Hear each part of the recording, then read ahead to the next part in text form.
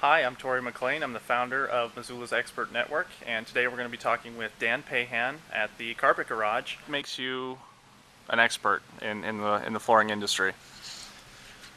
Well, I think any expert would tell you that, or should tell you that they're constantly learning, and you're never truly an expert in your field. I have been in floor coverings since 2009. I've been to several trainings from manufacturers such as Mohawk, Shaw, been through Mohawk University, as well as down to conventions.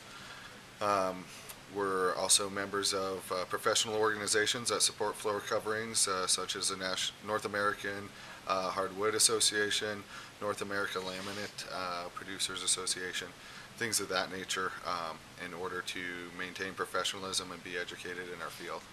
Okay, awesome. Because there are basically 5 to 6 main types of floor coverings: carpet, laminate, hardwoods, engineered or exotics.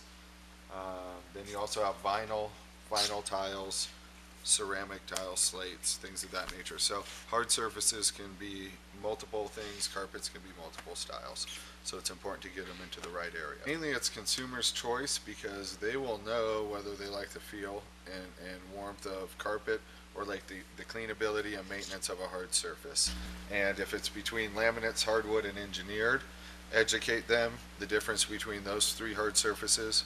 If it's between vinyl tiles, ceramic, or natural stone, educate them to the pros and cons of those, as well as sheet vinyls or roll carpets. Even in carpets, Berbers, plush, and textures. It's really important to find the right look, the right feel, and of course the right investment level. And when you get all three of those to meet, you can have a really nice looking floor and feel good about your purchase. Okay, good deal. There's one product here I'm going to plug because I know what would probably go in my house. So I've got 4 little girls, so a little snag here. Check this out.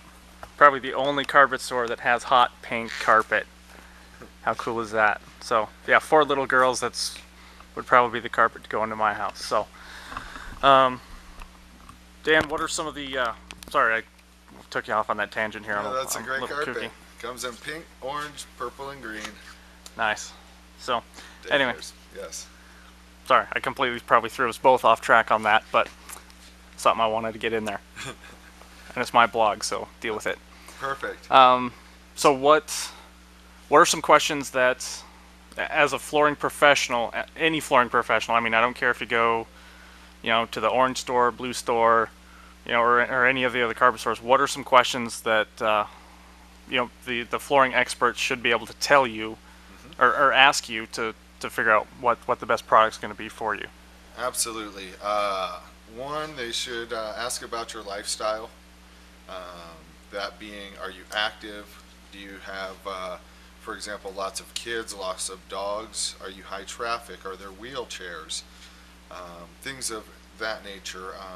Are you looking for a very luxurious feel? Are you looking for something that is maintenance free?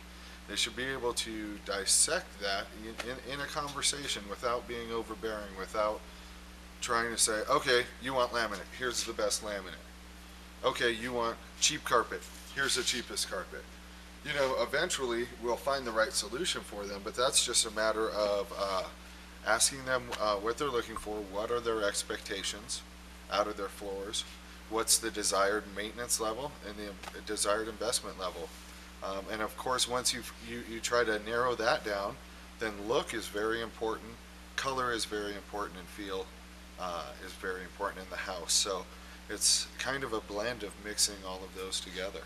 So I just basically try to ask questions in a friendly nature, let them know, excuse me, that they can feel free to ask me whatever questions that they have. Another important segment is do-it-yourselfers. Are you going to install this product yourself, or are you looking for a professional installation? I believe that if you're a do-it-yourselfer, there are products more prone to do-it-yourselfers, whether it's tile or wood or laminate installations.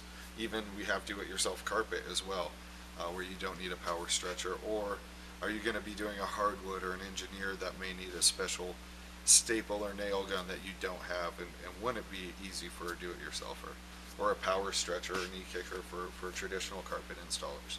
So I think that that would be another area to probe and ask people what are they looking for installation, because materials is half of the battle, installation's the other half, and you bring them together and get a good floor. Okay, excellent. So touching a little bit on carpet, kind of an issue to go with there is padding.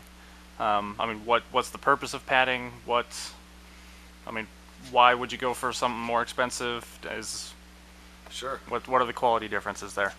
Padding's a very integral and important part of a carpet system. It's basically the other half. You've got a top half and a bottom half. Density and thickness are the two main components of a pad. When you walk on a carpet, every time your heel strikes, the carpet actually moves under your feet. And so a 6-pound pad is going to feel really cushy and nice. An 8-pound pad, however, is going to feel a little denser but be stiffer under your pad, so you don't get as much movement of your carpet, which thereby protects the backing of the carpet and extends the life of the carpet. So it really depends, and then what you do is you mix and match thicknesses.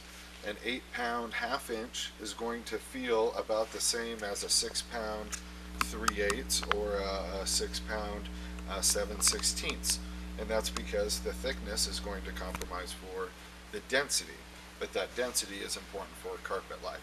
So each of these things come at a different price point, obviously. Whether you're a landlord or a tenant might drive your decision to put in the minimum requirements by Carpet and Rug Institute for padding. It's a very good pad, but you can always get better, best, or best assist. And there's always upgrades in the industry, and that's going to improve your carpet life and also help protect your subfloor and substrates at the same time.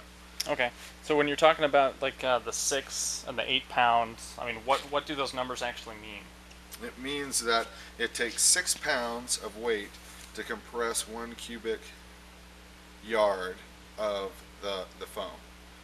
So it takes less weight to compress it, which means it's spongier. An 8-pound pad takes 8 pounds to compress that same amount of foam. And that's why it's important to know your lifestyle. If you've got little kids or 1 or 2 people in the house, so it's going to get light traffic, 6-pound pad could be very, very good. If you've got teenagers and dogs and are always having people over to the house, maybe 8-pound pad is something to consider. Okay, so I always try to break this down into simpler terms that I can understand. So essentially, the higher the number, the denser the pad. So the denser the pad, it's not going to feel quite as squishy, but it's also going to last longer. That's correct. You sacrifice some underfoot comfort for a pad that will potentially help your carpet last longer. You can compromise or compensate for that by getting a thicker, denser pad, because and so then you get more foam basically underneath. But anytime you have more material, there's more cost. Okay. Yeah, definitely. So typically a half-inch 8-pound pad will cost more than a 6-pound 3/8 pad. Okay. Yeah, definitely. And then coming at this, I mean, as many of you know, I have my own carpet cleaning and restoration company, and I usually see carpet and padding, at the end of its life cycle, whether it was water damaged or anything like that, where I'm tearing it up, and I can really see the difference, versus one of those cheap 6-pound pads, versus some of the better, 8-pound pads, with that protective barrier.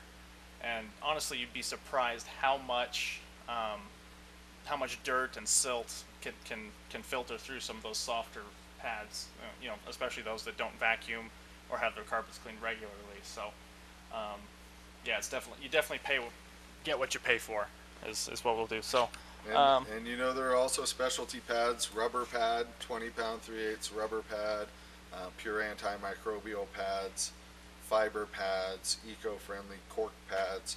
There's lots of underlayments out there, but you do get what you pay for in underlayment, that's for sure. Okay. Let's talk about eco-friendly a little bit, because there's, it's kind of the buzzword right now, green, everything. People think that just because they're going to a hardwood or a tile, it's going to be more green or more, or better for the environment, or however they want to go. But from what you're telling me earlier, there's different options available now as well that weren't always there. So let's touch on some of the green, more eco-friendly options. Green and eco-friendly. It's interesting. Just by reading weekly periodicals and things of that nature and learning about the industry. Flooring industry historically has been rather green, besides the use of hydrocarbons in nylons and some certain adhesives that let off VOCs. We really have been conscientious in using non-first cut trees, meaning that their primary cut was not made to be used in flooring in hardwoods and laminates. They're now recycling PET pop bottles, which are naturally stain resistant, and putting them into carpets. So that's 100% post-consumer content carpet. There's also new carpets out there that are made with a derivative from corn. It's a new polymer called Sorona. Our industry covers a wide aspect of green. Okay, Dan, what are your famous last words for anyone looking to purchase some flooring? What should they watch out for? Well, I think that comes with just a little bit of awareness that floor covering purchase is and can be a big investment, and it's a very emotional investment. People don't initially consider floor coverings very emotionally attached, but when you walk in every day and hate something, or you walk in every day and absolutely love something, those are very strong emotions. And when you've invested that much time and money selecting products and you're disappointed with it, it can be a real letdown. So what you want to do is take your time, make sure that you ask questions. If you don't feel like people have met your needs or found the right solution for you, don't be rushed into a floor covering purchase, because like I said, we want you to walk in and, oh wow, I love my purchase, the floor covering looks great, I'm so happy I worked with, in this case, Dan at Carpet Garage.